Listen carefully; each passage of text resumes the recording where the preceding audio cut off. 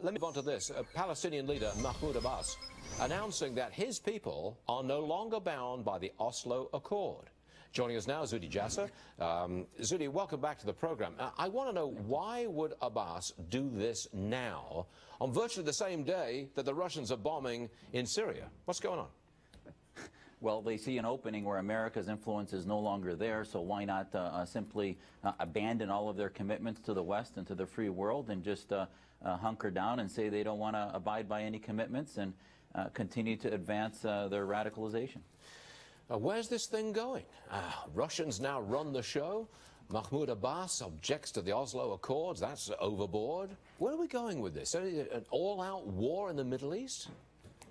Well, Stuart, you have good versus evil. And bottom line is Russia has been on the side of evil since my family 2 generations ago began fighting against the Ba'athists, who were trained by the Soviets. Their military training, their population control methods were all Soviet, Stalinist trained. And now we see that continuing. So what was a covert, behind-the-scene proxy war in Syria now has become an overt war. And actually what's new for the Arab awakening is we see a nuclear power now taking the side of evil, which is taking the side of the Khomeinists, the Shia Islamist crescent through Iraq, through Syria, into Lebanon, and not bombing ISIS, but bombing Idlib, Homs, Hama, the towns in Syria that were the birthplace of the revolution, that were fighting for freedom, that were on the side of changing the dictatorships away from the oppression that was destroying any chance for moderation in the Middle East. And Russia has now, they telegraphed it over the past months, and they saw Assad almost leaving and almost destroyed, and ultimately they've taken the side of openly saying, you know what, America's missing.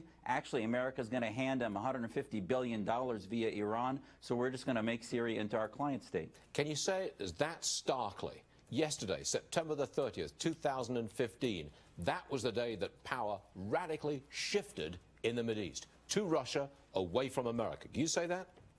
That's exactly what we put out with our press release yesterday. That's exactly what our sentiment across the Syrian community that I know is that maybe the world will wake up that this has not been a civil war since the summer of 2011 when Russia and Iran began to meddle, and then since ISIS grew up in the northeast part, and now we see this into a regional conflict. And unless America starts to set real red lines, and, you know, to hear Josh Earnest to say, well, we're upset, you know, we're not necessarily upset, but we're not surprised either. I mean, are we on the side of good in the West or not? And the good people in Syria that wanted freedom are the ones being targeted. And this cancer is spreading, not only through refugees, through ISIS radicalization, through a hegemony of evil that is not only through Russia and Iran, but the green light is on in the world that America will not protect those seeking freedom, so why not advance oppression and corruption? Zuhdi Jasser, always a welcome guest on the program. We thank you for being here today. Thank you, sir. Thank you, Stuart. Up next, some pretty good numbers on